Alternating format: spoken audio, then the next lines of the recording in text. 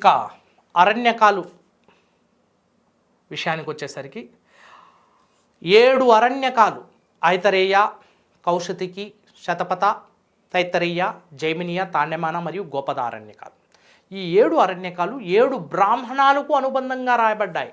7 Aranyakas are appended to 7 Brahmanas. ఒక్కొక్క అరణ్యకం ఒక్కొక్క బ్రాహ్మణానికి అనుబంధంగా రాయబడింది. ఐతరేయ బ్రాహ్మణానికి ఐతరేయ అరణ్యకం, గోపద బ్రాహ్మణానికి గోపద అరణ్యకం. ఈ విధంగా ఒక్కొక్క బ్రాహ్మణానికి ఒక్కొక్క అరణ్యకం అనుబంధంగా చేర్చబడింది.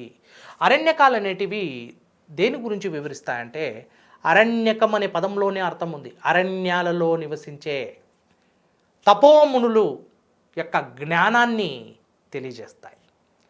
రైట్. తపస్సు ద్వారా అరణ్యాల్లో నివసించే మునులు కఠోర తపస్సు చేసి, సుదీర్ఘమైన తపస్సు చేసి జ్ఞానాన్ని పొందుతారు. ఆ జ్ఞానం ద్వారా రచించిన గ్రంథాలే అరణ్యకాలు. Right. So this Aranyakas focused on the life of the forest living hermits, and through the deep penance, whatever the knowledge attained and obtained by the hermits came in the form of aranyakas. Right. ఈ విధంగా అరణ్యకాలు అరణ్యాల్లో ఉన్న తపో మునుల యొక్క జ్ఞానాన్ని గురించి తెలియజేస్తాయి. Next ఉపనిషత్తులు.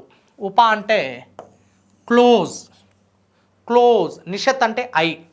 Close to the eye of the master or గురువు యొక్క కంటికి దగ్గరగా ఉండడం.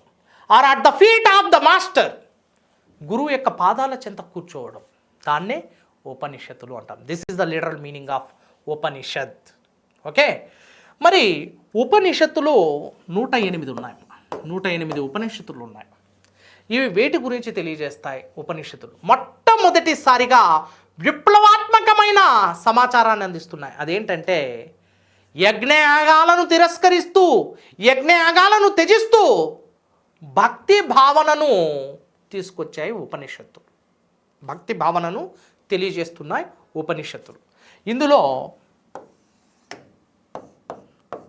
తాత్విక చింతనల్ని చాలా అద్భుతంగా తెరకెక్కించడం జరిగింది.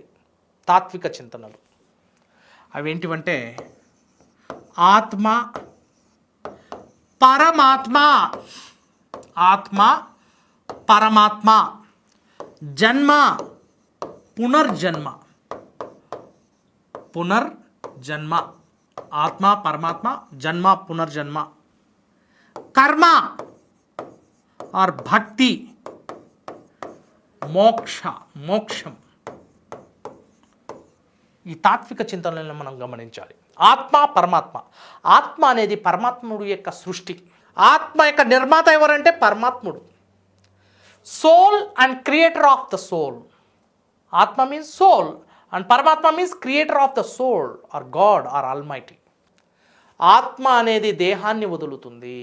దేహాన్ని వదిలి దేహాన్ని నిర్జీవం చేసి దాన్ని సృష్టించిన పరమాత్ముడి యొక్క చెంతకు చేరి పరమాత్ముల్లో విలీనమవుతుంది. దీన్ని చాలా క్లుప్తంగా వివరించాయి ఉపనిషత్తులు. ఆత్మ అనేది శాశ్వతమైనది. ఆత్మ, soul is the eternal one, while the body is the perishable, and soul is the permanent one, while the body is the temporary one. ఈ దేహం అనేది తాత్కాలికమైనది మాత్రమే, కానీ దేహాన్ని నడిపిస్తున్న ఆత్మ మాత్రం శాశ్వతమైనది. రైట్. ఆత్మ leaves the body and merged with పరమాత్మ, క్రియేటర్ ఆఫ్ ఆత్మ. జన్మ పునర్జన్మ. పుట్టినవాడు గిట్టక తప్పదు, గిట్టినవాడు తదుపరి పుట్టక తప్పదు. అంటే జన్మించిన ప్రతివాడికి మళ్ళీ పునర్జన్మ ఉంటుంది. జన్మ పునర్జన్మ సిద్ధాంతాన్ని కూడా ఈ ఉపనిషత్తులు బోధిస్తున్నాయి. కర్మ మోక్షం లేదా భక్తి మోక్షం. ఒక భక్తుడు భగవంతుణ్ణి చేరుకోవాలంటే భగవంతుడికి భక్తుడికి మధ్య ఎటువంటి అనుసంధానకర్త, అంబికా అగరబత్తి అవసరం లేదు, ఎటువంటి పూజారి పురోహితుడు అవసరం లేదు, ఎటువంటి అగ్ని ఆరాధన కూడా అవసరం లేదు. చిత్తశుద్ధితో మనం ప్రార్థిస్తే భగవంతుడి యొక్క సన్నిధికి చేరుకుంటాం, భగవంతుల్లో లీనమవుతాం.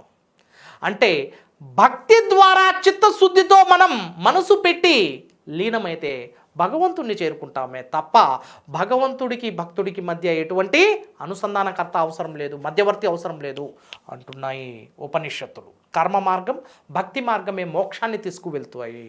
ఎలా? There should be need not to mention any kind of intermediary like priest or any అగ్నిక agarbatti or Agni or personification of fire.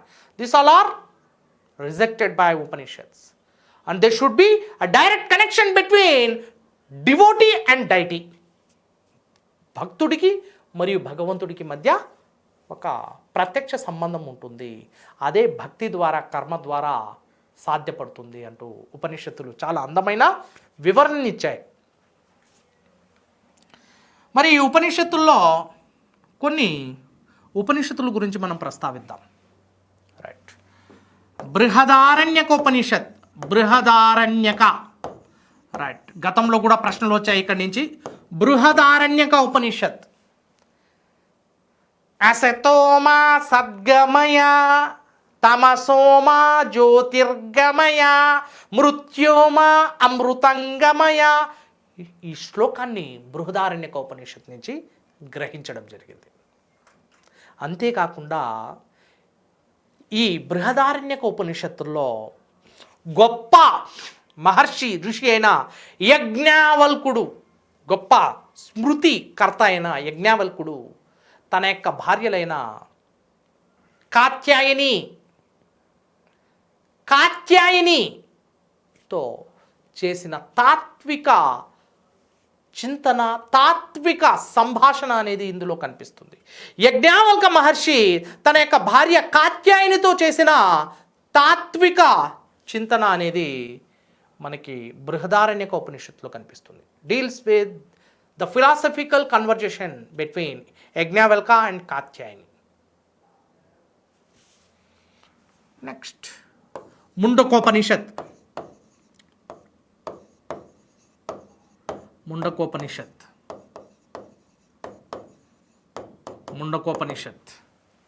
This Mundakopanishad gave the great spirit to our Indian national emblem. Satyameva Jayate is a word taken from Mundakopanishad, is a sentence taken from a Mundakopanishad, is a shloka taken from Mundakopanishad. Mundakopanishad నుంచి సత్యమేవ జయతే, truth alone Triumph అనే ఈ శ్లోకాన్ని మనం మన జాతీయ చిహ్నంలోకి ఎక్కడి నుంచి సంగ్రహించామంటే ముండకోపనిషత్ నుంచి సంగ్రహించాం. So the question came from UPSC preliminary examination from this zone, and this is also very very important zone for the preliminary exams, group 1 or civils or any group 2 exams. Okay, Mundakopanishad చాలా చాలా కీలకమైంది. సత్యమేవ జయతే, దేవనగరి లిపిలో కనిపించే సత్యమేవ జయతే అనే ఈ వ్యాఖ్యను మనం ముండకోపనిషత్ నుంచి గ్రహించడం జరిగింది. నెక్స్ట్ జాబలోపనిషత్.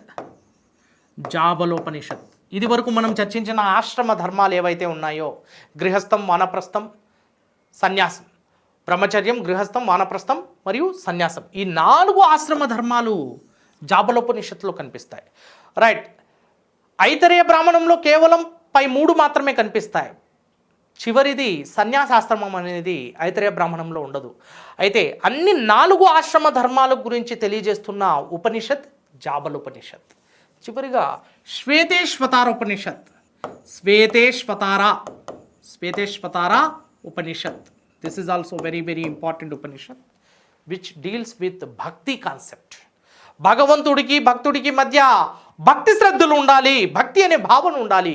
భక్తి ద్వారా మాత్రమే ముక్తి, భక్తి liberation through bhakti, salvation or emancipation through the bhakti అనేది మనకి శ్వేతేశ్వతార ఉపనిషత్ తెలియజేస్తుంది. ఇవి యజ్ఞయాగాలను తిరస్కరిస్తూ పూర్తి స్థాయిలో తిరస్కరించిన అనంతరం భక్తి భావనను తెలియజేస్తున్నాయి ఉపనిషత్తులు. నెక్స్ట్ ఉపవేదాస్. ఇక్కడ వరకు మనం శృతి సాహిత్యాన్ని చర్చించాం. ఇక స్మృతి సాహిత్యంలో మనం ప్రవేశించాం. ఈ స్మృతి సాహిత్యంలో ఉపవేదాల గురించి మనం చర్చిస్తున్నాం. ఉపవేదాస్. So 4 Vedas had 4 Vedas, 4 ఉపవేదాస్. ఇందులో ధనుర్వేద, శిల్పవేద, ఆయుర్వేద మరియు గాంధర్వ వేద అనే 4 ఉపవేదాలు ఉన్నాయి. రైట్. మొట్టమొదట ఈ శిల్పవేద యొక్క ప్రాధాన్యత ఏంటి, దేని గురించి తెలియజేస్తుందంటే, శిల్పవేదం art and architecture, deals with art and architecture and sculpture. శిల్పకళలు, వాస్తు శిల్ప నిర్మాణం గురించి మనకు తెలియజేసేది శిల్పవేదం. శిల్ప అనే పదంలోనే ఉంది అర్థం.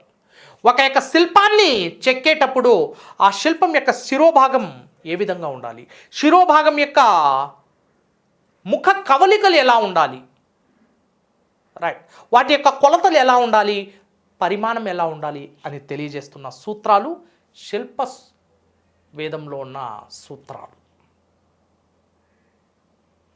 అదేవిధంగా ధనుర్వేదం. ధనుర్ అంటే it's all about the art of warfare. యుద్ధ క్షేత్రంలో ప్రదర్శించే విద్యలు, యుద్ధ నైపుణ్యం గురించి తెలియజేస్తాయి. మణిబంధం బహిర్ముఖం అంటూ ఒకేసారి 4-5 వేసి బాణాలను సంధించే ఈ విద్యను ధనుర్వేదం తెలియజేస్తుంది. అదేవిధంగా కత్తిస్వాము, గుర్రపు సారి, ఇటువంటి యుద్ధ విలువల గురించి మనకి ధనుర్వేదం అందిస్తుంది. అదేవిధంగా గాంధర్వ వేదం. గాంధర్వ, గానా, మజానా, సంగీతానికి సంబంధించింది. రైట్. సామవేదం ఏ విధంగా సంగీతానికి సంబంధించిందో ఆ విధంగా గాంధర్వ వేదం కూడా సంగీతానికి సంబంధించిన ఉపవేదంగా చెప్పుకోవచ్చు. నెక్స్ట్ ఆయుర్వేదం, మెడిసిన్. ఆయుర్వేదం, ఆయు లైఫ్, వేద science. All about this is all about the sciences with respect to the life. జీవితానికి సంబంధించిన కొన్ని శాస్త్రబద్ధమైన అంశాలు. ఆయుర్వేదంలో వనమూలికలు, జడీబూటియా అంటుంటాం. రైట్. వైద్య చికిత్సలకు సంబంధించిన అంశాలు చాలా క్లుప్తంగా కనిపిస్తున్నాయి. రైట్. ధన్వంతరి, సుశ్రుతుడు, అదేవిధంగా చరుకుడు, జీవకుడు లాంటి గొప్ప గొప్ప ఆయుర్వేద శాస్త్రజ్ఞులు, వైద్యులు అందించిన సమాచారాన్ని ఈ ఆయుర్వేదం తెలియజేస్తోంది. చరుకుడు చరక సంహిత అనే గ్రంథాన్ని రచించాడు, ఆయుర్వేద గ్రంథం. రైట్. మొట్టమొదటిసారిగా prevention is better than the cure అని తెలియజేస్తుందమ్మా ఆయుర్వేదం. వ్యాధి రాకముందే దాన్ని మనం తగిన జాగ్రత్తలు తీసుకోవాలి. సోకిన తర్వాత మనం పడే కష్టం కన్నా రాకముందే జాగ్రత్త పడితే చాలా బాగుంటుంది అంటూ మనకి ఈ ఆయుర్వేద శాస్త్రం తెలియజేస్తుంది. వనమూలికలతో తయారు చేసిన ఔషధ విలువలు కలిగిన శాస్త్రమే ఈ ఆయుర్వేద శాస్త్రం. ఇప్పటికి కూడా ఆయుష్ అనే ఒక మంత్రిత్వ శాఖ మనకి కేంద్ర మంత్రిత్వ శాఖగా కొనసాగుతుంది. నెక్స్ట్ వేదాంగాలు. వేదాంగాలు 6 వేదాంగాలు ఉన్నాయి. వీటిలో శిక్ష, నిరుక్త, జ్యోతిష, వ్యాకరణ, ఛందస్ మరియు కల్ప అనే 6 వేదాంగాలు ఉన్నాయి. శిక్ష అనగా phonetics. Nirukta etymology, Jyotisha astrology, Vyakarana grammar, Chandas poetic metres or what we call metrics. Kalpa, karmas, షోడశ మహాకర్మాస్. రైట్. శిక్ష, ఫొనెటిక్స్, పద ఉచ్చారణ. Phonetics means the study of speech sounds. పదం యొక్క ప్రొనౌన్సియేషన్ ఎలా ఉండాలి, ఉచ్చారణ ఎలా ఉండాలి, డీల్స్ విత్ ద ప్రొనౌన్సియేషన్. వేద మంత్రాలను ఉచ్చరించే సమయంలో కొన్ని మంత్రాలను ముక్కుతో వదలాలి, కొన్ని మంత్రాలను నోటితో నాలుకను బిగబెట్టి వదలాలి. ఇటువంటి పద ఉచ్చారణ, వేద మంత్రాల యొక్క ఉచ్చారణ గురించి తెలియజేస్తున్న శాస్త్రమే శిక్ష. వేదాంగంలో వేదాలకే నాలుక వంటిది, టంగ్ ఆఫ్ ద వేదాస్, వేదాలకు నాలుక వంటిది అని దేన్ని పిలుస్తాం? శిక్షను పిలుస్తాం. ఎందుకు నాలుక వంటిది అంటామంటే వేద మంత్రాల యొక్క ఉచ్చారణ గురించి తెలియజేస్తున్న శాస్త్రం కాబట్టి. Next, నిరుక్త is etymology. What is meant by etymology? Etymology is nothing but the derivation of a word, or the word where it came from, an explanation of a word where it came from. ఒక పదం యొక్క ఆవిర్భావం ఎలా జరిగింది, ఎక్కడి నుంచి ఆ పదం యొక్క వ్యుత్పత్తి జరిగింది, పదం ఎక్కడి నుంచి ఆవిర్భవించింది, పదం యొక్క ఆవిర్భావం గురించి తెలియజేసేదే నిరుక్త. ఫర్ ఎగ్జాంపుల్, వేద అనే పదం ఎలా ఆవిర్భవించిందంటే విద్ అనే ధాతువు నుంచి ఆవిర్భవించింది. సో ఆ పదం యొక్క వ్యుత్పత్తి, ఆవిర్భావం గురించి తెలియజేసేదే నిరుక్త. an explanation of a word or a derivation of a word where it came from. Next, జ్యోతిష్య శాస్త్రం అంటే ఇంగ్లీష్లో ఆస్ట్రాలజీ అంటుంటాం. రాసులు, ఫలాలు, తిథులు, నక్షత్రాలు, వాటి యొక్క ప్రభావం మానవ సమాజం మీద ఎలా ఉంది, భూమండలం మీద ఎలా ఉంది అనేదే జ్యోతిష్య శాస్త్రం. Star, moon, planets, sun and their impact on the human society in order to judge their influence on the human beings is astrology. Right. ఈ రాసులు, ఫలాలు, తిథులు, నక్షత్రాలను ఆధారంగా చేసుకునే క్యాలెండర్లో రైట్ ఈ వ్యక్తి ఈ రాశికి చెందినవాడు, కుంభరాశి, వృశ్చిక రాశి, మీనరాశి, మేషరాశి, ఇలాంటి రాశులకు సంబంధించిన ప్రస్తావన అనేది జ్యోతిష్య శాస్త్రాన్ని ఆధారంగా చేసుకొని జరుగుతుంది. రైట్. కానీ ఇవి సైంటిఫికలీ టు బి ప్రూవ్డ్, ఇప్పటి వరకు ఇవి నిర్ధారించబడలేదు శాస్త్ర సాంకేతికంగా. నెక్స్ట్, వ్యాకరణం, గ్రామర్. వ్యాకరణం, పదం యొక్క రూపం ఎలా ఉండాలి, సెంటెన్స్ మేకింగ్ ఎలా ఉండాలి, మొత్తం వ్యాకరణం ఎలా ఉండాలనేది మనకి అందిస్తుంది వ్యాకరణ శాస్త్రం. భారతదేశ చరిత్రలోనే మొట్టమొదటి వ్యాకరణ గ్రంథం Ashtadhyayi. Ashta means 8, Adhyayi means 8 volumes or 8 units or 8 chapters. Was authored by Panini అనే రచయిత అష్టాధ్యాయి అనే గ్రంథాన్ని రచించాడు. So this is the first book on grammar and he was the first grammarian of India. భారతదేశంలోనే మొట్టమొదటి వ్యాకరణకర్త, వ్యాకరణవేత్త పాణిని, మరియు మొట్టమొదటి వ్యాకరణ శాస్త్రం, వ్యాకరణ గ్రంథం అష్టాధ్యాయి. ఈ విధంగా సెంటెన్స్ మేకింగ్ మరియు గ్రామర్కి సంబంధించిన గ్రామటికల్ మిస్టేక్స్ నుంచి మన యొక్క భాషను, మన యొక్క సెంటెన్స్ మేకింగ్ని ఏ విధంగా చేయాలనేది తెలియజేసే శాస్త్రమే వ్యాకరణ శాస్త్రం. అదేవిధంగా మరొక ఎగ్జాంపుల్ ఏంటంటే కాతంత్ర వ్యాకరణం. Katantra Vyakarana was authored by Sarvavarma, court poet of Kuntala Satakarni of Satavahanas. శాతవాహనుల యొక్క ఆస్థానంలో కుంతల శాతకర్ణి యొక్క ఆస్థానంలో కొలువుదీరిన సర్వవర్మ అనే పండితుడు కాతంత్ర వ్యాకరణం అనే గ్రంథాన్ని రచించాడు. సంస్కృతం యొక్క గ్రామర్ గురించి తెలియజేస్తుంది. ఈ విధంగా వ్యాకరణ శాస్త్రం గ్రామర్ గురించి తెలియజేస్తుంది.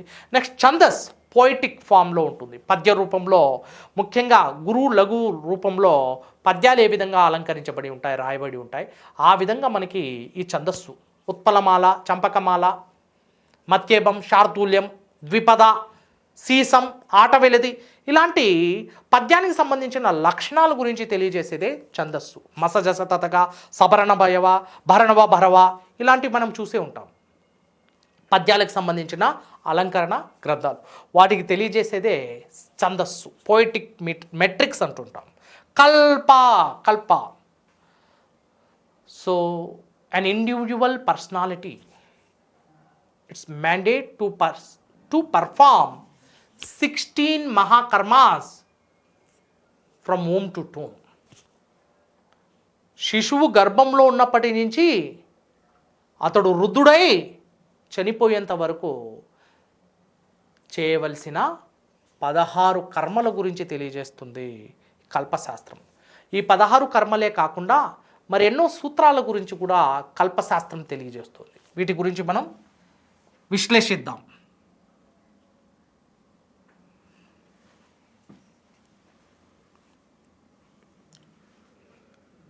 కల్ప అనే శాస్త్రం 4 భాగాలుగా విభజించబడింది. అందులో గృహసూత్ర,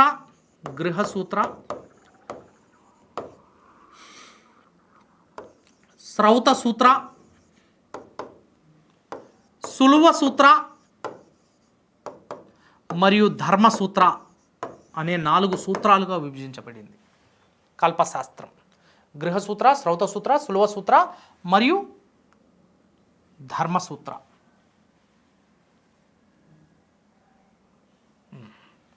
ఫస్ట్ గృహసూత్రలో 16 కర్మల యొక్క ప్రస్తావన కనిపిస్తుంది. 16 కర్మలు. గర్భధానం మొట్టమొదటిది, కాన్సెప్షన్ అంటుంటాం దీన్ని ఇంగ్లీష్లో. గర్భధానం అంటే ఒక శిశువు గర్భస్థితిలో ఉన్నప్పుడు, శిశువు గర్భంలో ఉన్నప్పుడు, ఒక స్త్రీ గర్భస్థితిలో ఉన్నప్పుడు ఆచరించాల్సిన కర్మనే గర్భధాన యాగం అంటాం.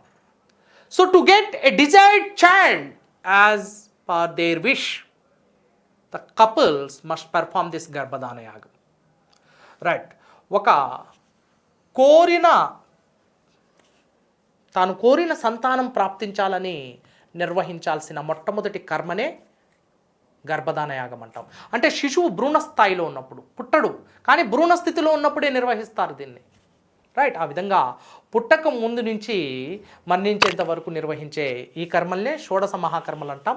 ఇవి గృహసూత్రంలో వివరించబడ్డాయి. గృహ సూత్రం, కల్పశాస్త్రంలోని గృహ సూత్రంలో మొట్టమొదటిది గర్భధాన యాగం. రెండవది పుంసవనం ఎంజెండరింగ్ ఎ మేల్ ఇష్యూ. అంటే తమకు ప్రాప్తించే సంతానం మగ సంతానమై ఉండాలి, బాలుడు మాత్రమే జన్మించాలి. ఎందుకంటే ఐతరేయ బ్రాహ్మణంలో చాలా స్పష్టంగా ఉంది. ఐతరేయ బ్రాహ్మణంలో ఏమని, ఒక కుటుంబానికి మగ శిశువు జన్మించడం వరం, ఆడ శిశువు జన్మించడం శాపం. అందుకు ఈ వేద కాలంలో ప్రతి ఒక్కరూ మగ శిశువుని ఎక్కువగా ప్రేమించేవారు, దానికోసమే ఎక్కువ ఆశపడేవారు. నేటికి అదే సాంప్రదాయం, సంస్కృతి అనేది కొనసాగుతోంది. అందుకే భ్రూణ హత్యలు నిషిద్ధం అంటూ ప్రతి చోట హాస్పిటల్స్లో నోటీస్ బోర్డ్స్లో కనిపిస్తూ ఉంటుంది. రైట్. సో ఎనీహో మగ శిశువు జన్మించడం కోసం చేసే యాగాన్ని పుంసవనం అంటున్నాం. రైట్. అవయవాలు అప్పుడప్పుడే ప్రారంభమవుతుంటాయి. రైట్. ఆ అవయవాలు ప్రారంభించక ముందు 2వ నెలలో చేసే ఈ యాగాన్ని పుంసవనం అంటాం. మూడవది సీమంతోన్నయనం. సీమంతోన్నయనం అనేది జనరల్గా 5వ నెల 7వ నెలలో. రైట్. ఆ శిశువుకి వచ్చే అవయవాలు చాలా స్ట్రాంగ్గా, దృఢంగా ఉండాలని, దృఢమైన దేహం, అంగసౌష్ఠవం, దేహబలం, కండబలం కలిగి ఉండాలని చేసే యాగమే సీమంతోన్నయనం. ఆరోగ్యాలు ఉండాలని సీమంతోన్నయనం చేస్తారమ్మా. రైట్. ముఖ్యంగా పుట్టబోయే పిల్లవాడు కానివ్వండి, మరియు ఆ గర్భం దాల్చే ఆ స్త్రీ యొక్క ఆరోగ్యాలను కోరుకునే యాగమే సీమంతోన్నయనం. నెక్స్ట్ జాతక కర్మ. పుట్టిన బిడ్డకు పంచాంగాన్ని చూపించడం, జాతక కర్మలను చూపించడం. రైట్. అదేవిధంగా నామకరణ అంటే నేమింగ్ సెరమనీ. పుట్టిన బిడ్డకు నామాన్ని, పేరును పెట్టే ఒక సెరమనీ, దాన్నే నామకరణం అంటుంటాం. అదేవిధంగా నిష్క్రమణ, ఫస్ట్ అవుటింగ్. మొట్టమొదటిసారిగా ఇంటి గడప దాటి శిశువుని బాహ్య ప్రపంచానికి పరిచయం చేయడం, దాన్నే నిష్క్రమణం అంటున్నాం. నెక్స్ట్ అన్నప్రాసన అంటే giving solid food to the baby. Right. అన్నం రూపంలో ఘనస్థితిలో ఉన్న ఆహారాన్ని మొట్టమొదటిసారిగా తినిపించడం శిశువుకు, ఇదే అన్నప్రాసన అంటాం. నెక్స్ట్ చూడకర్మ అంటే కేశములను, ఎంట్రుకుల్ని తీయించడం.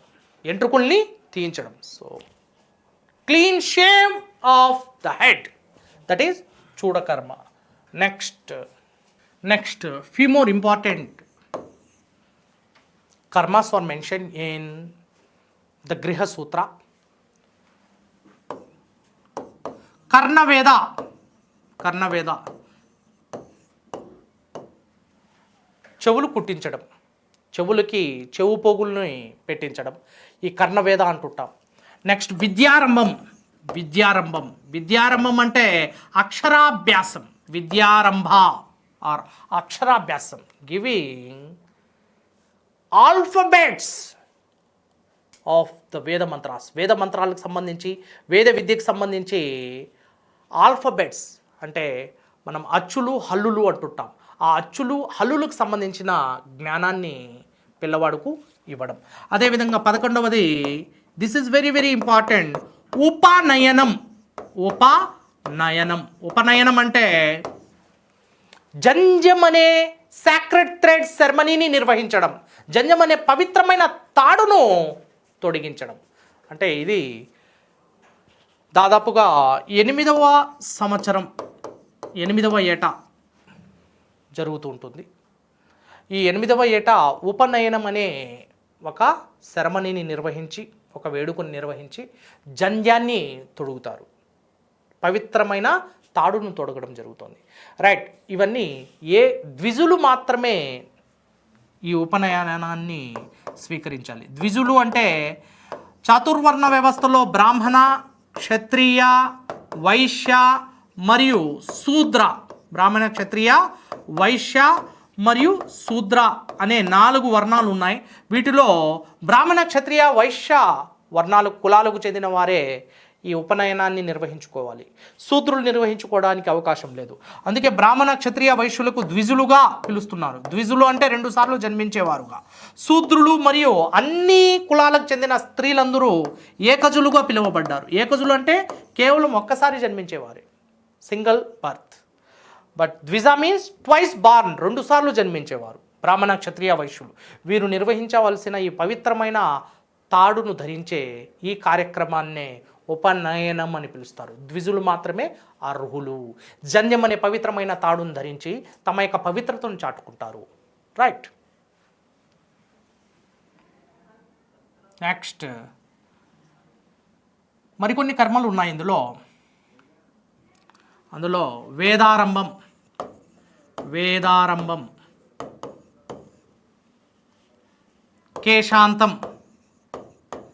కేశాంతం, సమావర్తనం, వివాహం మరియు అంత్యేష్టి.